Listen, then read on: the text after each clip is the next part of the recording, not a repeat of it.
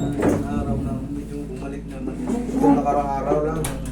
Pero, October, kumusta naman yung October nyo? Okay naman yun. Pero, anong ginawa nyo? Di ba sabi ko may binili na ako sa inyo, huwag lang magsunod-sunod na puyat. Kasi, doon lang siya yung nga mag-trigger. nag-trigger kasi nung nakarang mga araw halos hindi naman ako nakatulog ng maayos. Oh, di ba? Yung Tama yung nag-trigger. ano ko. Tama yung ano ko. Last year ko pa to si bossing pasyente, okay naman daw yung treatment natin ng vertigo.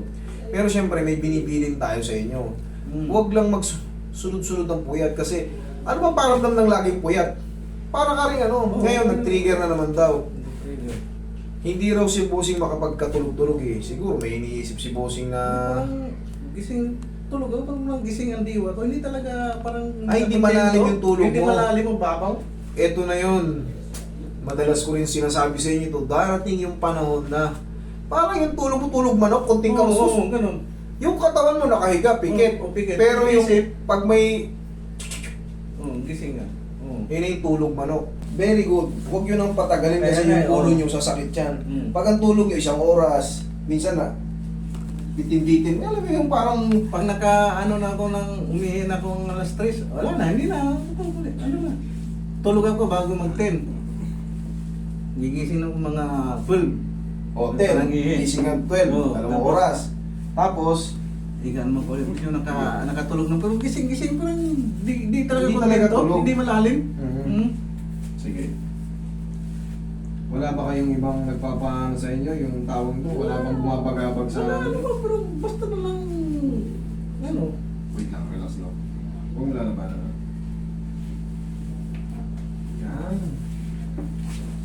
Babalik natin yung sigla ng tulog nyo. Pero sir, sabi ko nga dadaan tayo dyan.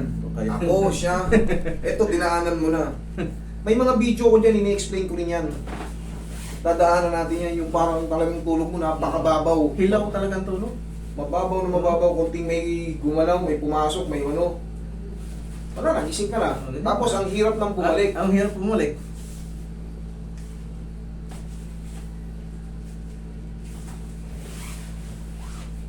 Busog na.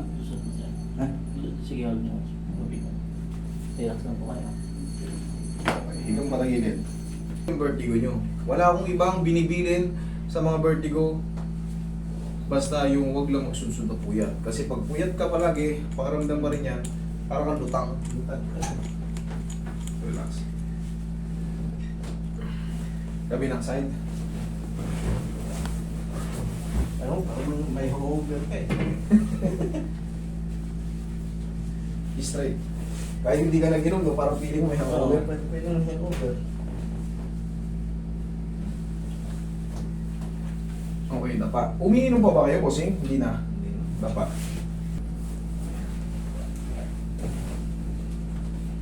Relax lang. Inhale. Exhale. Yan lang muna. Oo, di ba? Eh, Oo. ikaw na mismo nagsabi. Pag mayroon ang password, pinaka-iisip mo. Isip na. Hindi ka makakatulog lalo. Pwede natin gawin yan sa umaga. Yung patay na oras, mga 9, 10, 11, sabay kain ng alas 12. Pag hindi ka makatulog sa gabi, matulog sa tanghali. Ano pa naman ang reaction ko? Pag naka-idlip ako ng 1 hour ng tanghali, pagdating ng gabi, makatulog ako ng mais ayos. Pero pag sa tanghali hindi ako maka-idlip, wala rin, pati sa gabi damay. Oh, ito na. Ibabalik natin yung sigla natin yan. Magbasa-basa ng mga ano, yung mga libro-libro nyo dyan dahil mo. Pero normal lang yan pa, nararamdaman nyo sir. Dumadaan talaga tayo dyan, maniwala ka. Dumadaan Siguro, lahat ng dumadaan umiidad. Siguro pag nagkaedad na. Correct po, dumadaan po lahat dyan. Yung Eh. parang ang babaw ng tulog, talagang konting galaw lang may. May kagaya ng bata-bata ka pa. na- Oo. Kaya nga sabi ko sa inyo, pagka alam nyo yung mister nyo o misis nyo, umiidad-idad na rin. Pag umihilig sila, masarap ang tulog nila, samantalahin nyo yan. Kasi darating ang panahon, ito na. Tulog manok. Ayaw na, ano, tulog manok na konting kaluskos. May gumalaw na... Yan ang reklamo ng mga senior talaga yung tulog. Correct. talaga. Kaya, hindi nyo masisisi yung iba nagwawala. Mm. Kasi kung kailan nila nahanap yung tulog, tsaka ka naman naggalaw-galaw doon, napipikon sila. Wala, Wala. Umiinit ang ulo ng mga ano, huwag yun ang patulan. Mag-sorry na lang tayo. Kasi, iba paliwanag nila, yun na yung tulog ko, tsaka mo ko binulabog eh. Hindi na ako makabalik. Ayun na yun.